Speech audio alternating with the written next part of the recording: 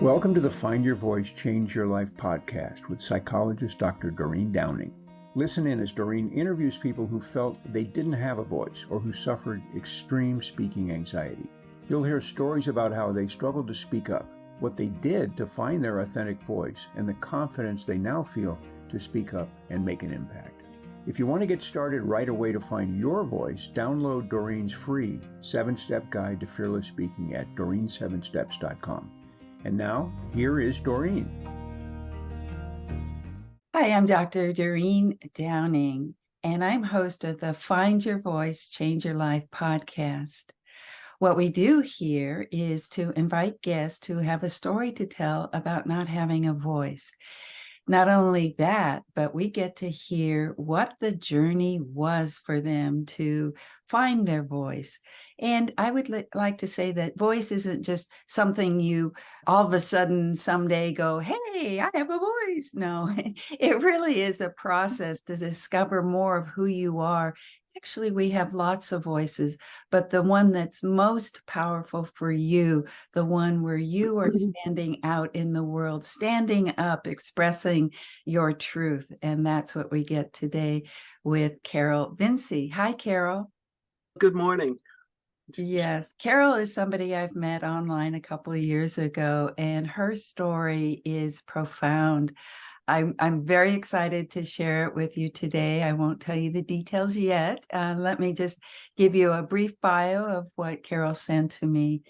Carol is a serial entrepreneur starting at 16, a successful corporate executive for 25 years, and a venture capital participant. She is #1 best-selling author, a video podcaster, a public speaker, and an online course creator. And we're going to hear much, much more about your life today, Carol, so that people can see the successful you, actually. And you've got your image on the background for people who are just listening. The video is happening, and I get to see Carol, and it looks like, is this your book cover? This is actually a card deck cover. A card deck. Good. Yes. Let me get into my story, and then I will share how the card deck came to be. Oh, this is exciting. Ready, set, go. Carol, you have some kind of history. Let's dive deep first, and that's something that helps us know you better today by knowing who you were when you were growing up. Thank you, Doreen. I grew up in a household where defects were not acceptable to reveal because you didn't want to reveal any vulnerabilities. The demands of performance were extreme. I got a 98 on a math exam one time, and my dad wanted to know what happened to the 2 points. And I also grew up at a time where very little was spoken about ADHD, which was assumed to be a little boy's challenge that they grew up and grew out of. But nothing was spoken, and absolutely nothing was spoken about ADD or ADHD in females, whether it be teachers being able to recognize it, or as recently as 30 years ago, the person I was living with at the time suggested I see a therapist. And the therapist's comment to me was, "You have been far too successful to even think about ADD." Oh my goodness. That's shocking to hear. I'm a therapist, so I can't imagine, but it was 30 years ago, right? It was 30 years ago, but that's not the last, while it is the last century, it's not ancient history. And so I went home, closed the box, and lived for another 30 years with the overwhelm and struggles with behaviors that were out of the norm. One of the frustrations is that women are expected to carry so many more responsibilities in the household than our male partners or spouses. We give them grace when that's the absent-minded professor, or they come home from work after an exhausting day when you had the same exhausting day at work, and yet you're still responsible for a clean house, the meals being ready, the kids dropped off and picked up from appropriate school and social and after school activities on top of an exhausting day. Yes. I've got a couple of things already happening for me as I listen to you. First, the early environment where there was a lot of expectation placed on you. And if you had this kind of high energy that ever ADD means for a young kid, it feels like you didn't have enough room to be yourself. Exactly. I was forced to conform. And the closest I came to understanding it, I always sat next to a boy whose last name started with an S, and he, during every class, would sketch these incredibly accurate car images during class. Uh-huh. And clearly that was his gift. I have no idea what he's doing now, but I'm hoping that he's in some design role. But the teachers would barely notice, or if they did, they just say, pay attention and move on. And only 40% of teachers are trained to recognize the symptoms, even today. And medical doctors only get 4 to 6 hours in all of their medical training to focus on ADD or ADHD. And I use both terms because a female colleague said to me once, if you only spoke about ADHD, I would have ignored your work because that's my brother. Mm-hmm. Typically, women don't have the hyper characteristics. Mm-hmm. And yet, a close friend of mine said, your hyper behavior is your brain never stops, which is true, but I don't fidget. Some people are so fidgety with the activity that it can be distracting. That's a great distinction that you just made around you don't need to be physically going at high energy, but your brain is always. Yes. And people say, when are you going to retire? And I don't think I got the retirement gene. So before we move on in your life, some story that was great about the little kid in the class. What would be an example of you and your ADD early on in life? Well, what I discovered as I looked back over my history is one of the ways I managed it was with physical activity. I lived a mile from school, which was just inside the border of being able to qualify for a school bus.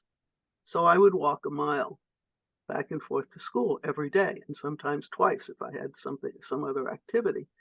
And that physical activity, along with the fact that I'm trained as a classical pianist, which people don't recognize, but is a very physical activity, provided the exercise secretes additional dopamine in your brain, which is one of the things that science has proven is one of the deficiencies in the ADHD or ADD brain. And so those physical activities, I think, closed the gap in terms of the dopamine deficiency that allowed me to appear normal, if that's an appropriate description of the condition. I didn't pick where my parents bought a house. I didn't pick where the school was, but that gave me regular activity. And then in 5th grade, I started playing the piano, which I did through college. And when I started working, I started playing tennis. Again, another physical activity. This is wonderful already. I'm learning so much about ADHD. Thank you for filling in some details that probably the listeners don't quite understand. And this idea that you were also somebody who played music. I've heard that music does something for the brain. Yes, have been some studies that show, and there's a half a dozen classical music actually, recordings that will help people focus. I played in an orchestra in high school, but nothing capable of performing some of the Brahms and Beethoven symphonies that they recommend. But yes, music was an essential part of my routine. And I remember occasionally I would get lax and my mother would say, well, just call the piano teacher and cancel this week's lesson. And I would run to the piano and practice. When she used the same technique on my sister would run to the phone and dial the number.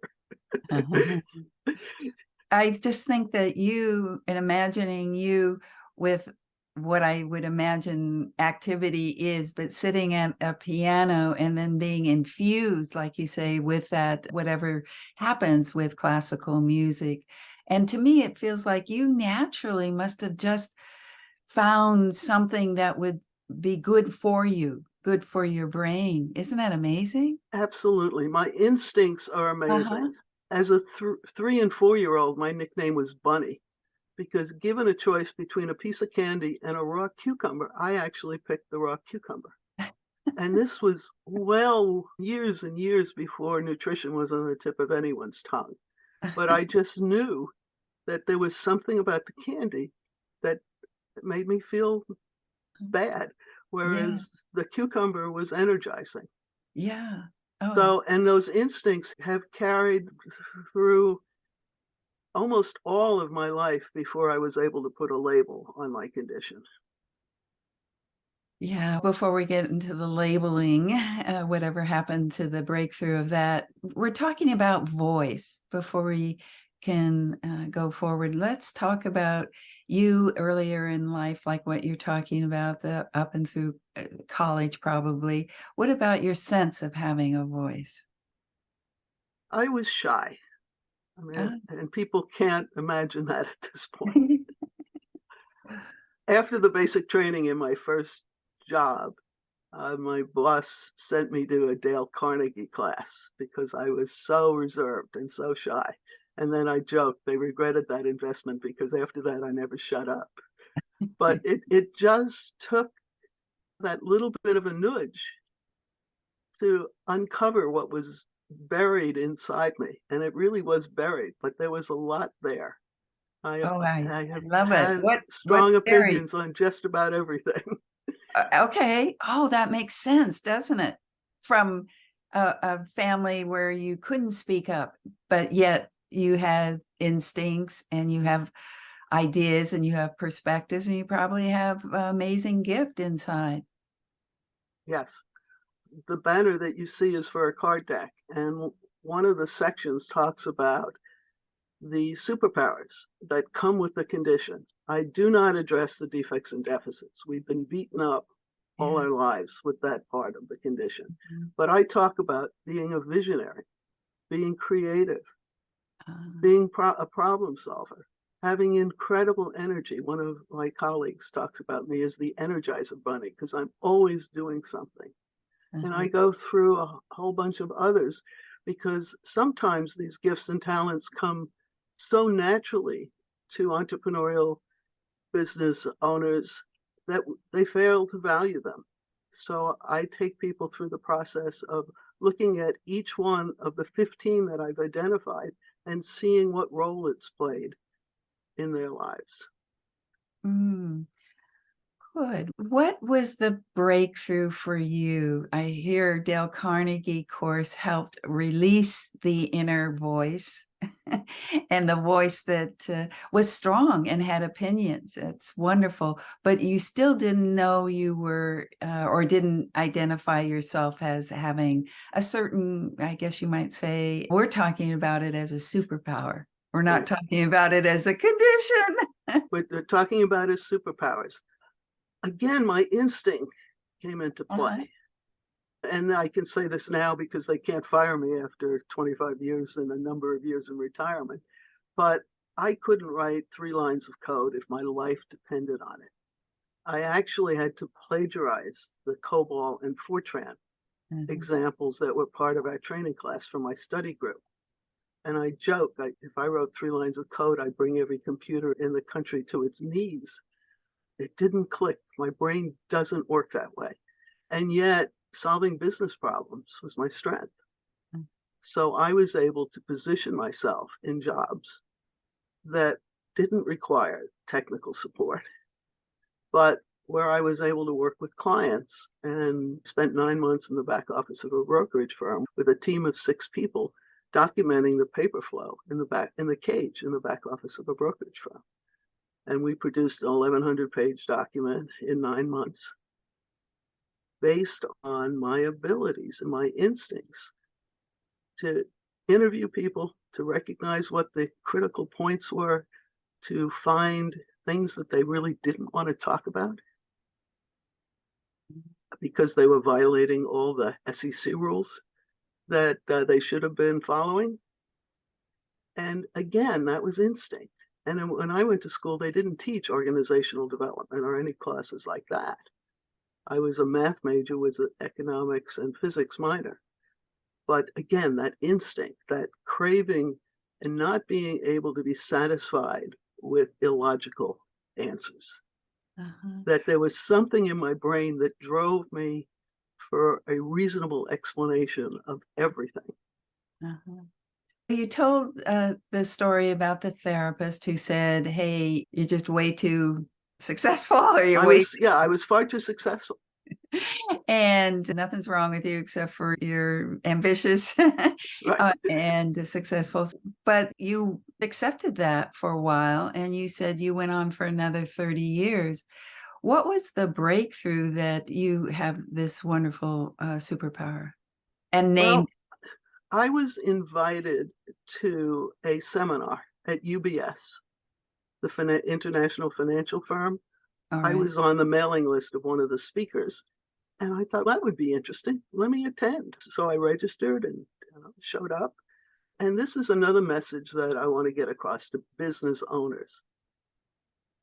The partner who scheduled the meeting had his senior managers in the room, and his opening comments to them were, I want you to pay careful attention to these 3 very successful male entrepreneurs, because you have people on your staff who have these skills.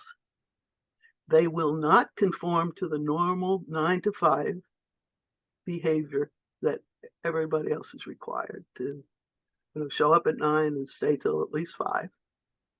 But if you don't treat them well, they will leave, go work for our competitors, and we will never catch up. Wow. And that is a well-informed, visionary manager, because he recognized that there was something about us, and he probably couldn't describe it in more than a couple of words. But the point that he said, we will never catch up because they have skills and talents that can't be bought or taught. And then the presenter that I knew went through a list of 25 characteristics. And I was sitting there going, oh my God, that's me. Oh. That's me. That's me. And so at the end of the seminar, I had a label for my condition. But for the next 3 years, I wouldn't speak a word of it because of the negative stigma that exists. Oh, yes. Everybody talks about the defects and deficits, how limited your abilities are, how you can't do things, how you're always having a messy house or have clutter or late for meetings. And it was a coach that I encountered, and she had a program, but she did an hour interview with each of the potential candidates to make sure that you were right for the group. She just didn't take your money and let you in. And in the last 2 minutes of the interview, I happened to mention ADD.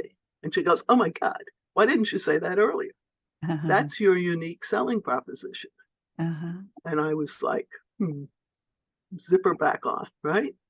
For 2 years, she nudged, cajoled, and just kept supporting me until I was able to, in small groups, say, I struggle a little bit with this, and I can't do that.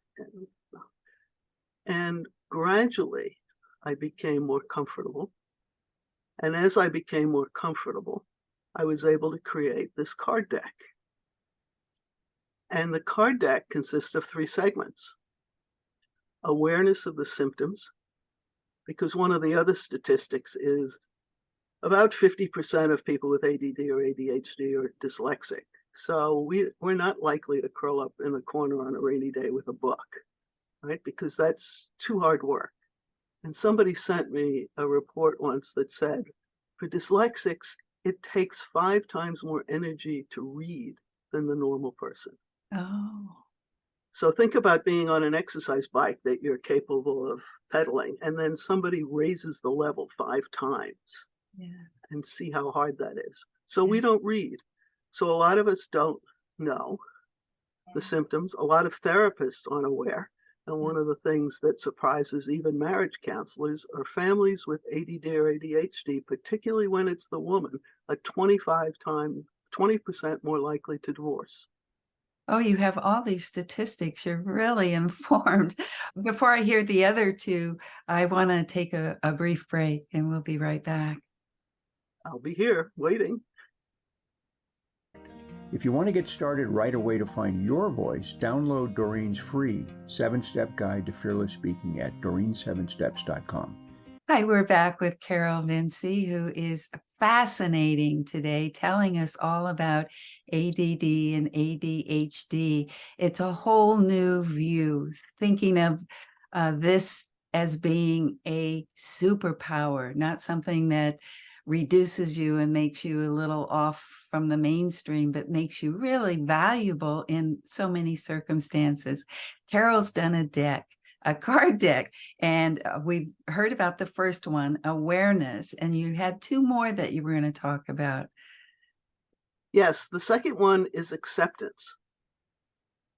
The superpowers that come, as I said earlier, so naturally to us that we sometimes fail to value them. And it takes people a while to really absorb that into their being, to say, yes, I can do that. Yes, I'm actually excellent at that. And so let me raise my hand when somebody is looking for someone who may need those skills, and position yourself to be recognized, rewarded for that contribution to the growth of the business or a project. Because one of the other statistics you mentioned, I've been doing a lot of reading and research, is that people with ADD or ADHD are likely to have a 17% lower income over the course of their lives. So think about how that would impact your retirement payments, the quality of vacation that you could go on, what you could provide for your family. And then the third section, and this happened almost by accident. I was intending to have 30 cards in this deck, one a day. And then all of a sudden I said, oh, how unprofessional. I took people to the edge of this cliff and said, have a good day. So the last segment is action. What steps are appropriate with this new information and insights that you might integrate into raising your hand more often for positions? Delegating tasks that you will never do if your life depended on it. Recognizing that you can't do everything. That's what's the expression, acceptance. right? Yeah, you can have it all, but not at the same time. You can't even have all of the tasks that are required in your life. So figuring out how to outsource them with a virtual assistant, a part-time employee, and then build to full-time staff. And just be comfortable with that. So what else? Are you in the right job? Are you getting recognized? Is it appropriate for you to change? The other statistic, which I think is underestimated, is it's estimated officially that 1/3 of all small business owners have ADHD because we don't play well in other people's sandboxes. So you got to have your own, make your own sandbox, huh? My experience is that number is probably closer to twice that number. And it is because we don't follow rules. We're not comfortable with the pace of promotions or responsibilities that we're allowed to have. And then that has become the other part of my banner, which is you want to leverage these superpowers, not just accept them. That's the first step for you to say, okay, I recognize this as a superpower. I'm good at this. This is my contribution to the business. But then how do I build a team that does the things that, as I said earlier, you wouldn't do if your life depended on it? And I use this example, the 1-800 junk. Yes. Trash trucks that look like they've always been hand carried from location to location because they're always spotless. and that thrived so much during the pandemic shutdown because everybody was cleaning the attic and cleaning the garage. And the local trash company said, wait a second, our monthly fee is just for garbage, not for unloading everything in the attic. Was actually started by a guy who has a continuous flow of creative ideas, but can't execute. So he was smart enough to hire a team that does the execution for him. And that's part of what I do now, is to work with business owners, organizations, to use what I quote from Jim Collins in his book, Good to Great, is get the right people on the bus and put them in the right seats. Recognize when you don't have the skills, you need to accumulate a team that will cover the things that you won't do or can't do. What you're talking about is how you can be a leader, and you don't usually think that what you're doing today is really bringing so much to the surface about a new perspective on what we can have around. And another thing is that you keep saying we. I love the way that you're identifying yourself in the community. So it's not like they, it's we. This whole program and routine is based on my personal journey. Yes. Yeah. Because I had to do my own acceptance. Oh, yeah. Uh-huh. I heard about that. You told us it took 3 years and then another 2 years. And I think that it seems like what I'm getting today, and we're talking about voice, you are voicing and you're standing out saying, hurrah for us. Exactly. Yes, I want to change that whole mindset. And actually, when I started the card deck, it had a very different name. And when I changed it to Celebrate, that actually changed my personal energy as I was talking about it, as I was doing recordings. And that was interesting. Just that single word made this huge difference. And one thing that people may say, I can't celebrate. I'm just barely getting through the day. And now you want me to celebrate. It is a step-by-step process. And that's why there are 15 cards with various symptoms. And I also ask people to create their own list because those were based on my personal experience. That's not the only experience that's out there. So I want people to use those as an example and then create their own issues that they need to confront, deal with, accept, and move on. And that may take more than one card a day. And that's also what I include in the videos that go with the cards, is that this is your journey. It may take a day, it may take a week, it may take 3 months. But you need to give yourself that space and time. Wonderful. Before we come to a close, I'd like to ask a question because typically we think of this as a diagnosis for young children. Used to be young boys, but now it is girls or boys. What would you say is some of this applicable that can younger people relate to or help empower them? I have never raised children, so I haven't addressed children's issues, but it is hereditary. And it's actually more hereditary than height. So there is somebody in the household. You can blame it on the in-laws, as I say, but there's some direct connection, and it could also be the grandparents. And if you understand your own behavior and your own struggles, that will help with children.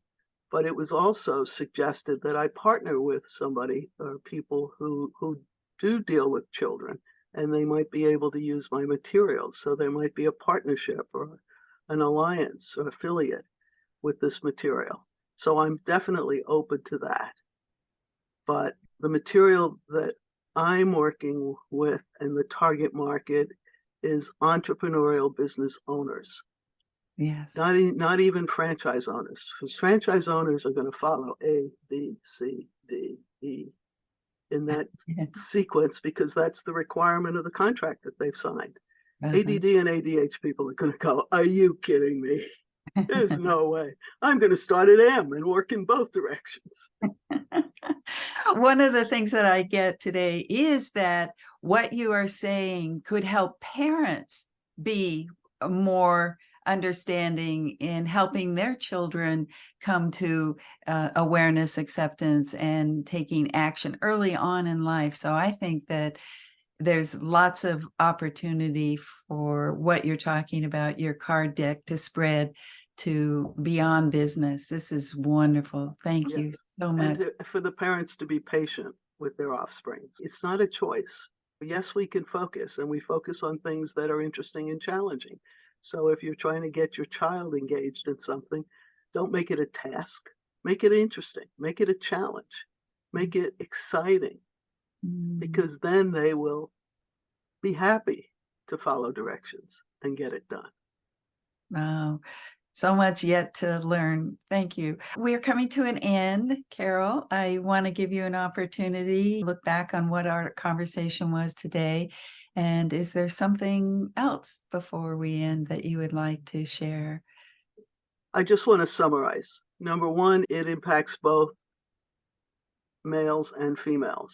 We don't grow out of it. We learn to mask the symptoms, but we're still dealing with the internal struggle. And that takes a tremendous amount of energy to appear normal. So the risks of undiagnosed or unawareness, because some people have told me, I don't want a label, I don't need to know. But that impact on the drain on your energy is not positive. And you can accomplish a tremendous amount. You can have a huge impact, whether it's at your job, in your family, or in your community, when you recognize the superpowers that come naturally. Thank you. Yes, this is such a positive spin on ADD, ADHD today. Thank you, Carol. Doreen, I enjoyed it very much. Appreciate the opportunity to get my message out to more and more people. Oh, yeah. Thank you for being with us today for this episode of Find Your Voice, Change Your Life. Each person Doreen interviews shares what has helped them find their voice. You can learn from these guests and find your voice so you can be confident to speak up and speak out. And remember to download Doreen's free 7-step guide to fearless speaking at doreen7steps.com. We hope you enjoyed the show and will return next time. Until then, goodbye for now.